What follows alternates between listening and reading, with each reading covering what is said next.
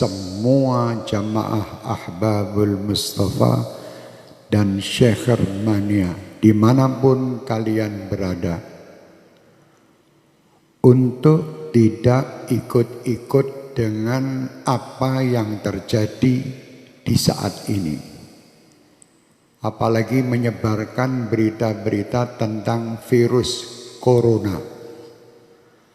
Tidak perlu. Kalian tidak perlu menyebarkan dan tidak perlu takut.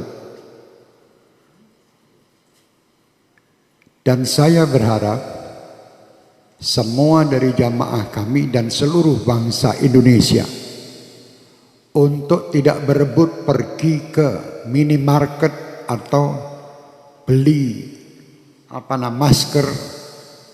Tidak perlu. Kalian dibodohi oleh berita. Pasrahlah kalian dengan Allah. Kerjakan diri kalian, dan apa yang kalian dapatkan ini hanya untuk Allah. Dekatkan diri kalian dengan Allah. Jangan percaya dengan orang-orang yang menakut-nakuti dengan ini dan itu. Dan jangan pula kalian menjadi penyebar berita yang menakut-nakuti masyarakat. Tidak perlu. Sampaikan berita kepada umat ini, berita-berita yang baik. Itu sudah ada yang mengurus masalah virus dan ini. Pemerintah telah mengurusnya. Sudah, kita tidak usah ikut-ikut menebarkan berita, apalagi berita yang hoax, yang bohong. Tidak perlu ikut campur. Dan tidak perlu kita takut.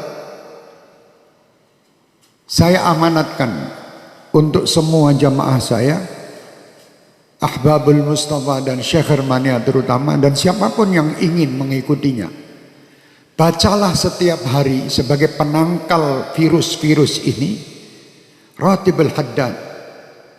Baca tiap hari. Atau Ratibul Attas yang biasa kita baca di sini. Tiap hari baca.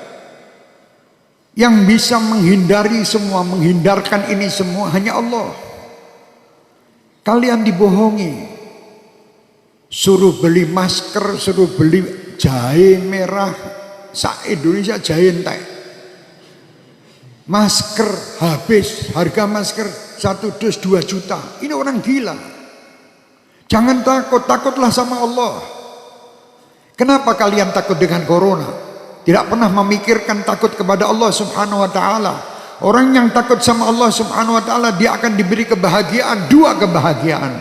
Kebahagiaan dunia dan kebahagiaan akhirat. Dan disingkirkan, ya amanal khaifin aminna mimma nakhaf. Ya amanal khaifin salimna mimma nakhaf. Ya amanal khaifin najina mimma nakhaf. Minta tiap malam. Sudah minta dan dekat sama Allah masih takut. Kenapa kita takut? Tidak perlu takut. Sekarang dunia dibuat semua orang supaya takut.